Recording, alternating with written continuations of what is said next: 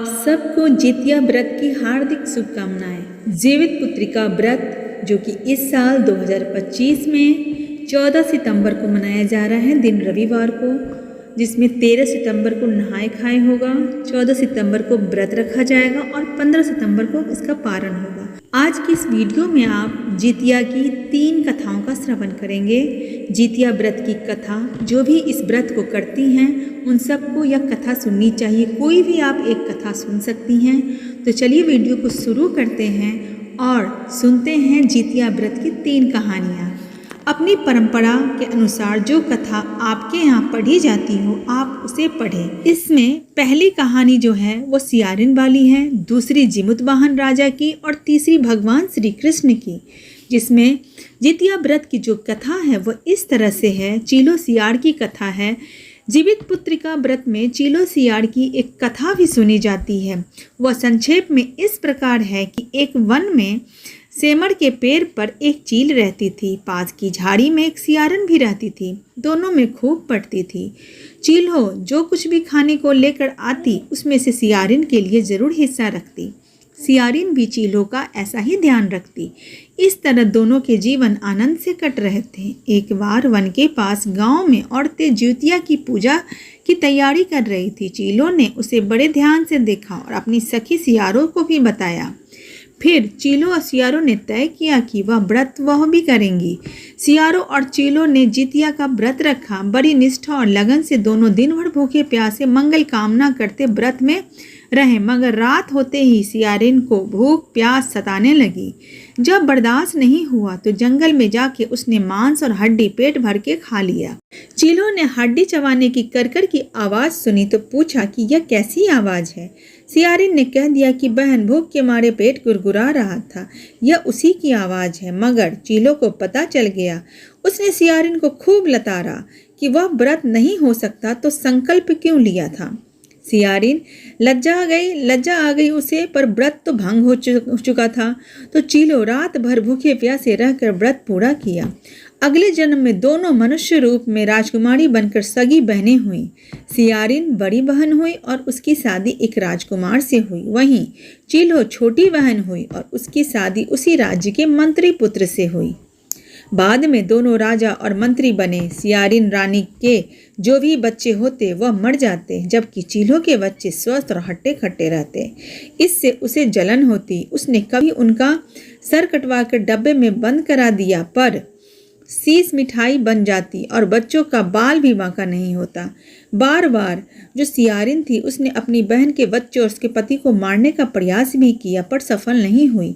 आखिरकार दैव्य योग्य से उसे भूल का आभास से हुआ। उसने क्षमा मांगी और बहन के बताने पर जीवित पुत्री का व्रत विधि विधान से किया तो उसके पुत्र जीवित रहने लगे। इस तरह से चीलो ने सियारिन को भी सुधारा और उसे भी व्रत की महिमा बताई और जिसके प्रताप से सियारिन भी खुश हो गई।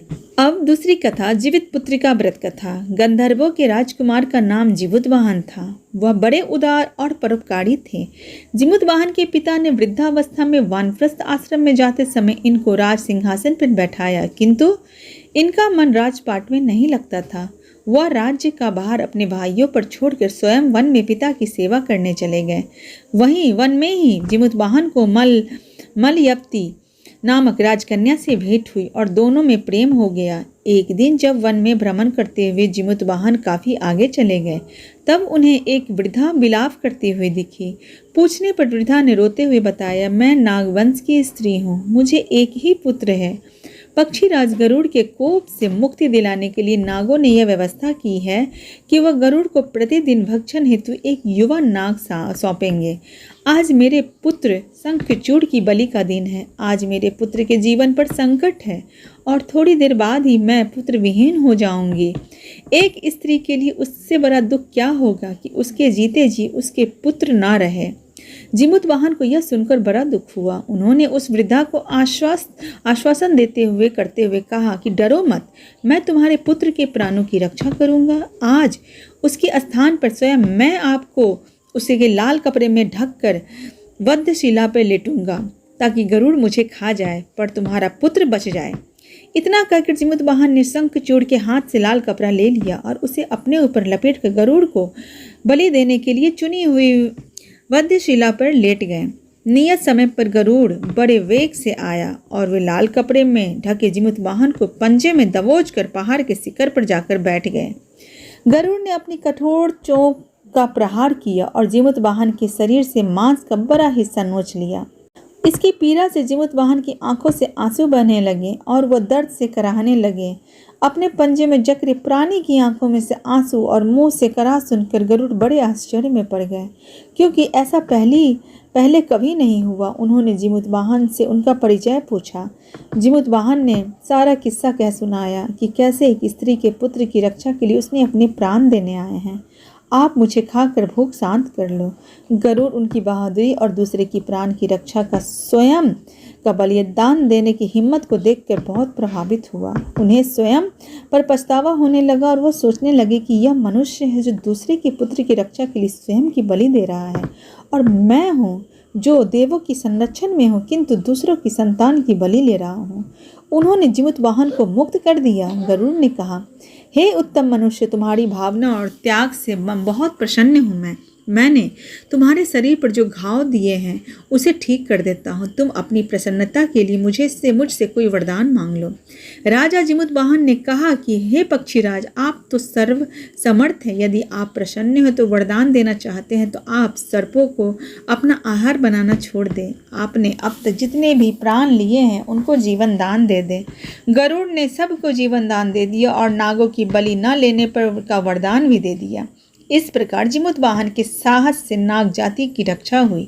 गरुड़ ने कहा, तुम्हारी जैसी इच्छा वैसा ही होगा। हे राजा, जो स्त्री तुम्हारे इस बलिदान की कथा सुनेगी, विधि पूर्वक व्रत का पालन करेगी, तब से वह पुत्र की रक्षा हेतु जीमूत वाहन की पूजा की प्रथा शुरू हो गई। यह कथा कैलाश पर्वत पर भगवान शंकर ने माता पार्वती को सुनाई थी। जीवित पुत्रिका के दिन भगवान श्री गणेश, माता पार्वती और शिव जी की पूजा एवं ध्यान के बाद ऊपर बताई गई जो ये व्रत कथा है, यह सब जरूर सुननी चाहिए।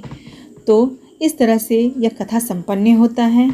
अब जितिया व्रत की तीसरी कथा जो कि भगवान श्री कृष्ण की कथा है, यह कथा महाभारत काल से जुड़ी हुई है। महाभारत युद्ध के बाद अपने पिता की मृत्यु के बाद अश्वत्थामा बहुत ही नाराज था और उसके अंदर बदले की आग तीव्र थी, जिस कारण उसने पांडवों के शिविर में घुसकर सोते हुए 5 लोगों को पांडव समझकर मार डाला था, लेकिन वे सभी द्रौपदी के 5 संतानें थी। उसके इस अपराध के कारण उसने अर्जुन ने उसे बंदी बना लिया और उसकी दिव्य मणि छीन ली, जिसके फलस्वरूप अश्वत्थामा ने उत्तरा की जन्मी संतान को गर्भ में मारने के लिए ब्रह्मास्त्र का उपयोग किया, जिसे निष्फल करना नामुमकिन था। उत्तरा की संतान का जन्म लेना आवश्यक था, जिस कारण भगवान श्री कृष्ण ने अपनी सभी पुण्यों का फल उत्तरा की अजन्मी संतान को देकर उसको गर्भ में ही पुनः जीवित किया। गर्भ में मरकर जीवित होने के कारण उसका नाम जीवित पुत्रिका पड़ा। आगे जाकर यही राजा परीक्षित बना, तब से इस व्रत को किया जाता है। तो इस तरह से यह कथा भी पूरी होती है। जितिया व्रत की आप सबको हार्दिक शुभकामनाएं। जो भी माता यह व्रत रखती है, यह व्रत तो बहुत कठिन है, लेकिन मेरी यही कामना है भोले बाबा से, माता पार्वती से, गणपति जी, कार्तिक बाबा से, सबसे कि प्रभु की असीम कृपा से सभी माताओं का व्रत सफलतापूर्वक पूरा हो, सभी के घर आंगन में खुशियाँ सुख समृद्धि बनी रहे। आप सब पे बाबा वैद्यनाथ का आशीर्वाद सदा बना रहे।